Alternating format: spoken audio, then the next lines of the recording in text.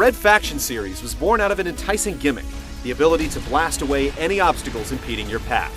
For players who found it odd that a simple door could stop someone armed to the teeth, this innovation felt overdue, however flawed it was in execution.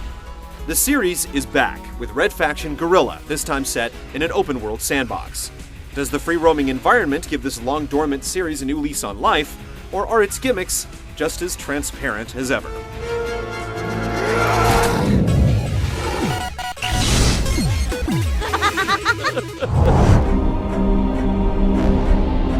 Red Faction Guerilla takes place on mineral-rich Mars, made habitable by terraforming.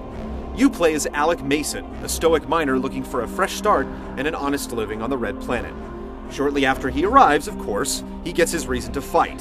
His brother is brutally murdered by agents of the EDF, the planet's bona fide powers that be.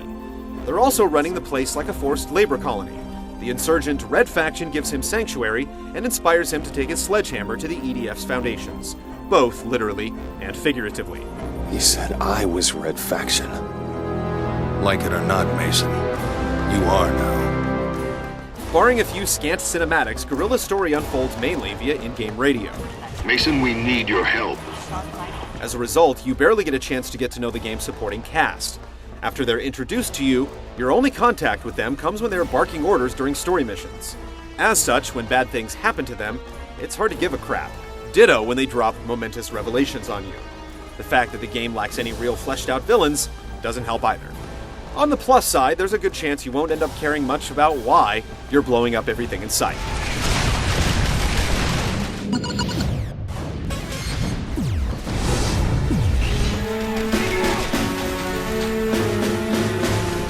Red Faction's Mars is broken up into 6 distinct sectors, and the tug-of-war between the insurgents and the EDF for control of the planet is hard-coded into the game's environments.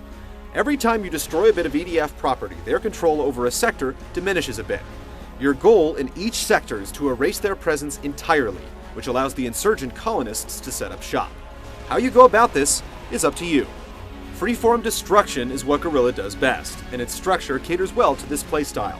High-value targets are clearly marked on the map, almost encouraging you to make a beeline for them.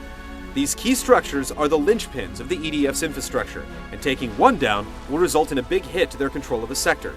Take all of them down, and you'll likely be within spitting distance of a takeover. You participate in guerrilla actions to close the gap. There are tons of side quests in every sector, and they reward you with cash and influence. Some will have you busting captured insurgents out of jails. In others, you'll defend a colonist stronghold against an EDF attack. Their formats do vary, but the farther you get in the game, the more they start to feel routine. The best ones reign in the game's focus on freestyle demolition with clear, defined objectives. And the worst? They're the ones that bring to bear just how unforgiving Guerrilla can be. Luckily, all but the last few story missions are well-paced and just challenging enough. They also feel a bit widely dispersed. Guerrilla's critical path is defined by stops and starts. When you break ground on a new sector, you'll have a handful of story missions available. Once you clear these, the story will typically go on hiatus until you bring the EDF's control to 0. While there is plenty of stuff to do until you're allowed back on track, these stops and starts only exacerbate one of the game's biggest problems. You spend too much time in each locale. Let's face it, even a terraformed Mars can start to wear on your spirit. Though it's brilliantly destructible, Guerrilla's rendition of the Red Planet lacks the sort of character that would invite you to explore it. Red Faction doesn't exactly blaze any trails in the online multiplayer department, but it knows what rates. All the standard modes are included, plus a few twists that embrace its characteristic destructive streak. And of course, the newest paradigm of the shooter, leveling up and unlocks. 16-player matches feel about right, with appropriately sized and numerous maps. Customization cements the groundwork. You can tweak every element of your loadout, allowing for some truly wacky experiences. Want to go sledgehammer only, or roll with unlimited thermobaric rockets? Feel free. It may not be balanced, but it's fun. You guys afraid of a hammer? Drop it, smartass. Destruction is always prevalent, but it comes across most in damage control, which plays like your standard King of the Hill mode. Only capturing involves destroying the other team's structures and repairing your own. Team modes have special challenges and rewards for teamwork, but Classic Deathmatch feels surprisingly fresh with Guerrilla's weapons, and the crazy multiplayer-only backpack effects. There are no vehicles in the multiplayer game, but this restriction works for the design and helps keep the sledges swinging.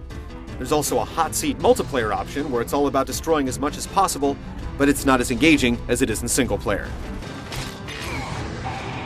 You can't discount Guerrilla's breadth.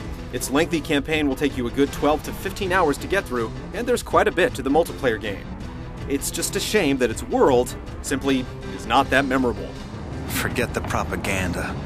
Free Mars is over.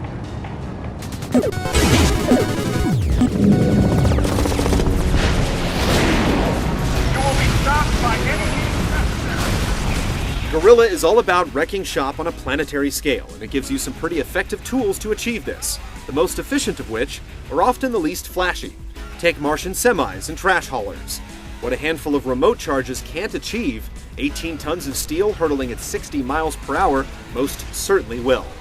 Gas tanks and canisters are also frequently scattered in and around high-value targets, and all it takes is a burst from an assault rifle to set them ablaze. Given how quickly and brutally the EDF responds to your hijinks, you'll need to make the most of your environment to survive. In fact, you'll be lucky to get out of the most heated battles alive. Often to its detriment, Guerrilla imparts the same desperate feeling of one man struggling to rip apart an army at its foundations. You usually have a couple of minutes of peace to work at demolishing an EDF structure before the law arrives, but when it does, the numbers escalate quickly. Before you know it, you're contending with dozens of soldiers, numerous armored transports, and often heavy armor and air support. If they catch you in the clear, you're as good as gone in seconds flat, regardless of whatever armor upgrades you purchased. The tools you have to prolong your survival will often come up short. You get a jetpack about halfway through the story, but when you're using it in a half-blasted environment, it's difficult to predict whether you'll land in a safe spot or right into a swarm of bullets. There's also a cover system in the game, but given how solid surfaces have a difficult time staying intact, it's only marginally useful.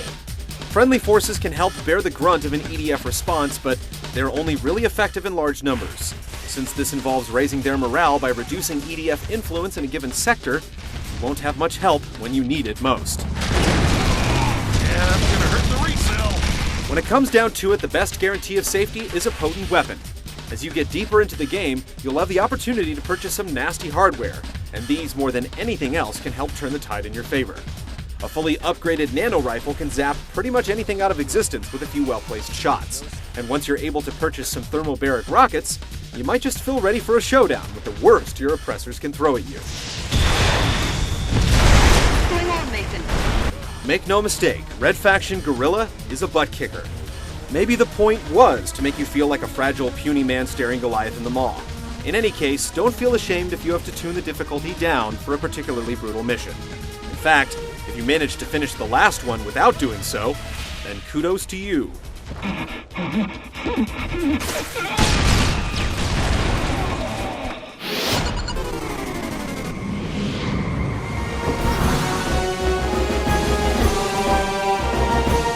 Red Faction Guerilla succeeds at making Mars feel like a stark, sparsely populated frontier.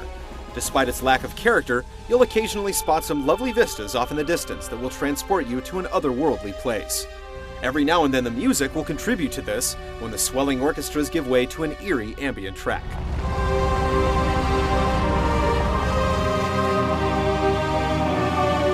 What will stick with you the most, though, is the crazy damage model.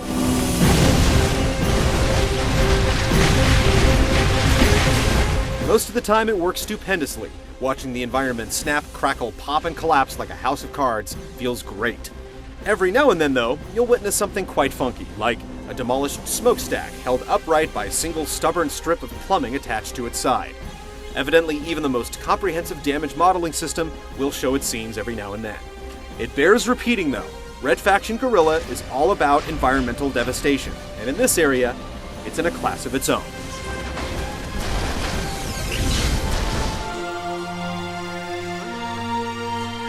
An almost fully destructible sandbox environment has been a long time coming. Though Red Faction Guerilla delivers on this concept admirably, it wasn't without a cost, namely, the detail and character that makes the best open world games memorable to begin with. Be that as it may, there's still plenty here to enjoy. Just be prepared to endure some slow spells and power through some truly unforgiving moments.